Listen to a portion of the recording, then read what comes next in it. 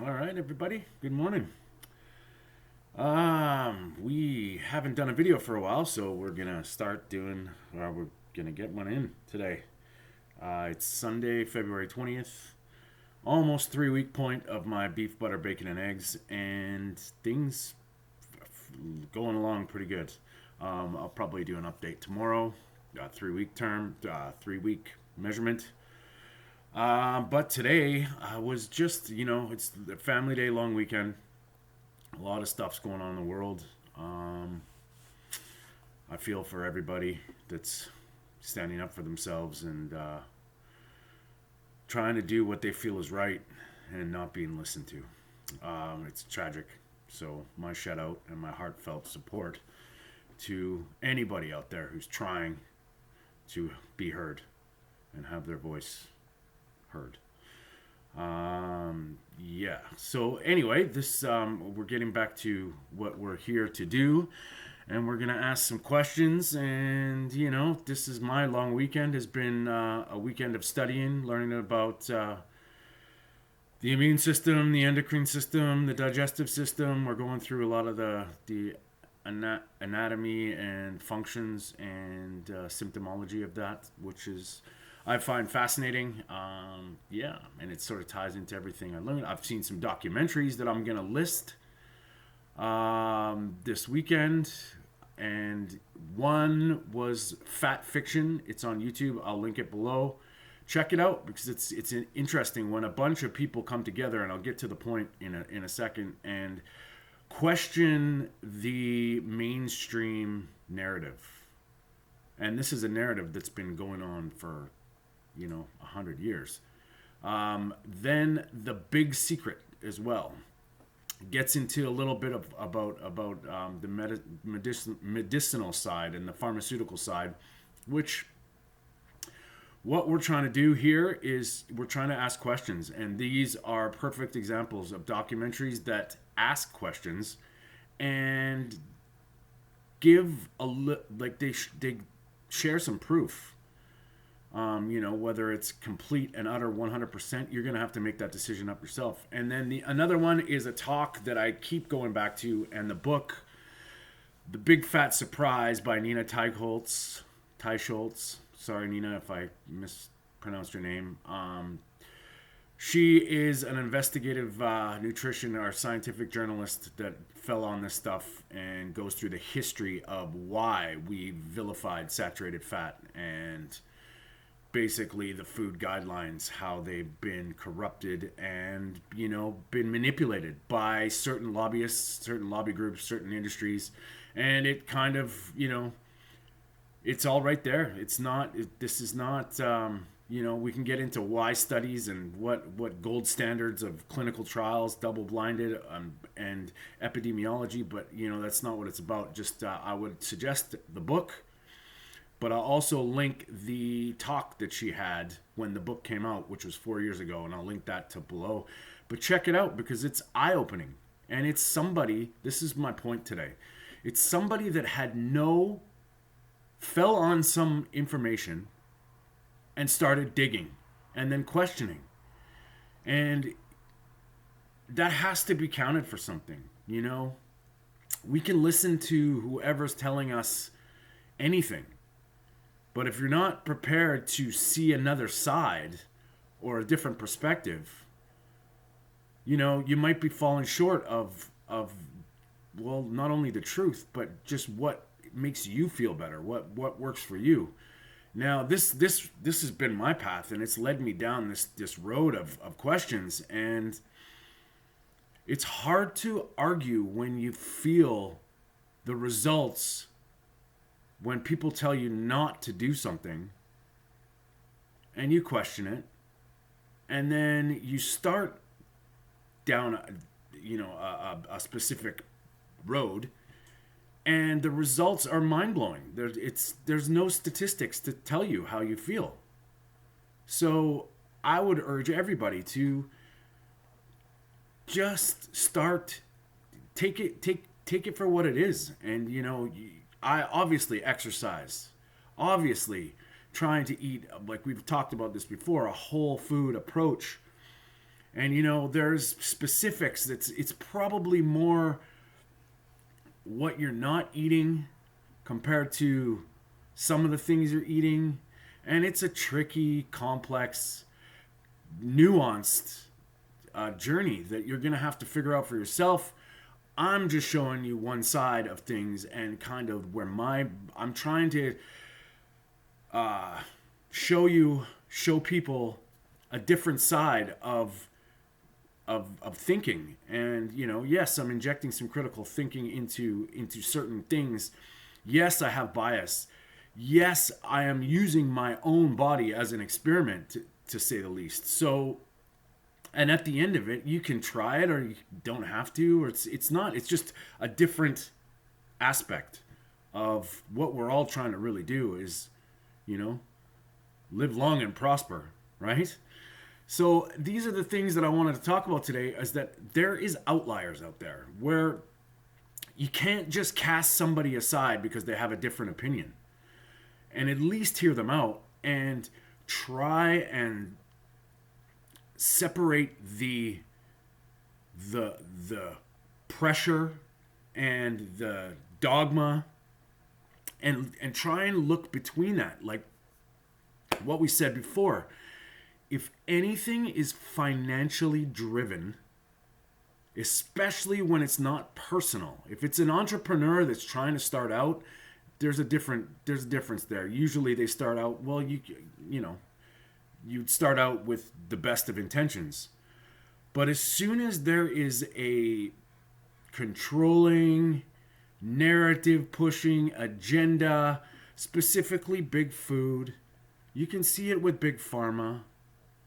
There's big financial reasons and gains at play here. So when these outliers find out information that questions that, and they get silenced or ousted or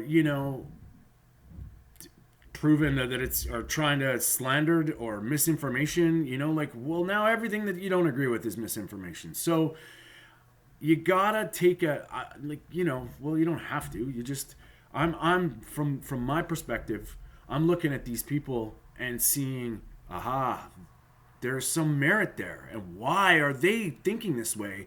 And if somebody's passionate about something without being financially driven, you got to ask why, and then our why. Everything starts with a why. Why are you walking? Find out why you're doing it. Why are you eating this way? Find out why. And then you can start solving the problems. A why, finding your why, is a route to the start of the journey. And it's a lot of questions. It's okay to question things. It's okay to try things. And there's a big difference between thriving, surviving, optimal. What's optimal for you? There are so many factors that there is no perfect way for everybody all at once. There's no template. You got to find out for yourself, and your ultimate success will be based on how you can manipulate your own situation for and against. Checks and balances, right? And I just wanted to mention a couple outliers that I'm sort of paying attention to. And first and foremost is Ben Patrick and the knees over toes protocol. He's not even asking you for money. He's doing a bunch of videos on YouTube, and he's doing a bunch of videos. You can get coaching from him. And I believe it's very affordable, and there's different needs. And anyway, he believes in he wanted to figure out why certain athletes excelled and blew away the competition at different times in their life and different situations, and he tried to put it all together. Isn't that what science is? Really? You try and find out what, you pose a hypothesis, you ask a question, and then you try and prove it or disprove it or see what happens. And he did, and he came up with his knees over toes philosophies. that are completely against a lot of the mainstream techniques. I, for one, started this. I fell. I slipped in December, wrecked my ankle, smashed my face, and wrecked my other knee. It was pretty bad. You know, I slipped on ice, and I've been doing his knee ability zero before that, and I believe probably why I bounced back so fast was because I was doing this for the last 3-4 months. But now I have regressed all the stuff that causes me pain, and within a month and a half, I'm back to almost 100%. So that's, nobody can say that he's wrong. I'm witnessing it firsthand how effective this stuff is, and it's very simple stuff, but it's against most training and rehab philosophies. And I urge you to check it out. Knees Over Toes guy. Just Google him. He's all over the internet right now with powerlifters, basketball players, football players. All sorts of different athletes are coming together, and they're listening to him, and it's amazing what's happening. Not to mention just normal people that have suffered with knee injury and knee pain. If you're suffering from any kind of chronic pain, you might want to check him out because it can start regressing movement, and movement is good. Right? So that's Ben Patrick. Another guy is Shawn Baker, Dr. Shawn Baker. He has gone through hell in a handbasket because he believes eating meat is healthy. He is a full carnivore, and he promotes a carnivore diet if you want to. But he not once says don't eat vegetables. He not once says anything except for you should be including meat in your diet. He is an orthopedic surgeon, served in the military, and he has been... He was sued by a hospital, I believe. I mean, don't quote me on this, but because he was giving patients the option of trying something different with a nutritional intervention than surgery. What's wrong with that? You take the business out of hospital, and that is what a doctor is supposed to, right? Once the business and the financially driven agendas get in the way, now a doctor can't promote or heal what he's supposed to be doing. Anyway, he went to court, got his license back, but now he's starting a new thing. It's called Revero Health. I'll post the link down below too. I got a lot of links to put on today. I was listening to the Mark Bell Power Project, which, you know, I put on the background a lot. They've always got great guests. I think, you know, he's got crossing the bridge of different training philosophies. And yes, he's a power lifter, but they talk about a lot of things, a lot of men's health, a lot of nutrition stuff, a lot of diet stuff, a lot of training techniques, and different outliers from different places. They get together, and it's almost like a Joe Rogan, but he's based on, you know, probably health and wellness, a little bit more focused. They talk, they debate, they have a laugh. It's great. But anyway, Dr. Georgia Ede, who I've found through a lot of the seminars and a lot of the conferences that I've listened to and heard. I've heard a lot of her lectures. She's a psychiatrist. Once again, she was trying. She saw something and developed started practicing. She found that a nutritional intervention significantly may impact psychological conditions. What's wrong with that? Sounds fine. But when you stop prescribing drugs for the benefit of somebody else, well, they start having issues with it. So now she started her own practice. She's doing her own thing. And, you know, if you have a listen to her, it's another side. And, you know, when it comes down to, she promotes a whole food approach to possibly helping your mental conditions. What's the problem with that? She is deprescribing. Getting people off medication is her goal. What's wrong with that? You know, another guy, Dave Feldman, who questioned his own health. A very intelligent guy, an engineer, questioned his own health. And now he is part of a movement trying to, the more questions he asks, the more things he's done. Now he has funded his the first lean mass hyperresponder study, and he's digging where people don't want to dig, and we can get into cholesterol. I know I've been promising a talk on it, but let him. It's at cholesterolcode.com, and a lot of talks. Dave Feldman is an engineer who went on a ketogenic diet and started questioning his blood work because it didn't make sense to him. How he was feeling so great, looking so great, all these things are going up except for one marker, the LDL was up. And he wanted to ask why. Now he's part of you could almost call it a movement of this research that's digging into the reasons why sometimes when you're on a ketogenic or a low carbohydrate diet, certain people, their LDL cholesterol gets raised. And he wants to find out if it's dangerous or not. And what's wrong with that? Nothing wrong with that. He's not a doctor. Another guy, Ivor Cummins, who's a problem-solving engineer. He has helped thousands of people, and he questioned the same things.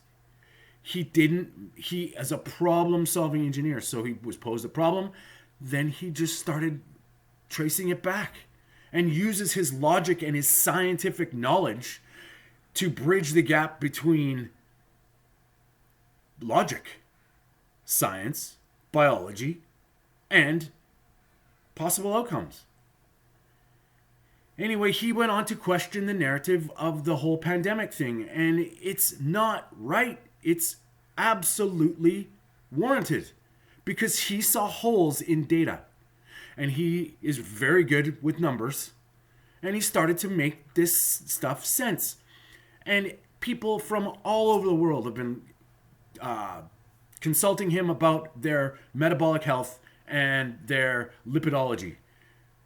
Now, when he tries to impose this logic on what's happening in the world, how can he not take him seriously? Right? It doesn't make sense. These guys have no reason to be caring about this, but they have an obligation because they found out something, and I thank them for it. So all those people I just mentioned, have a look at them, Google them. I'm going to post links down to where you can find them, but they're different opinions, and it's not about keto, it's not about vegan, it's not about carnivore. It is about financially driven protocols and interventions that do not have your health, longevity, lifespan, functionality, brain health in their best interest.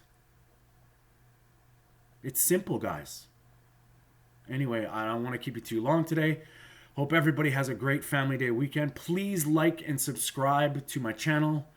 I'm going to keep doing this stuff. We're going to ask questions until we don't have answers left. That's the idea of Food for Thought. And thank you for hanging out with me and listening to this. And check out Fat Fiction, The Big Secret, and The Big Fat Surprise book. I'll post the links. All right, guys. Have a great day. Have a great rest of the long weekend. And my heart's out. And my gratitude to Canada.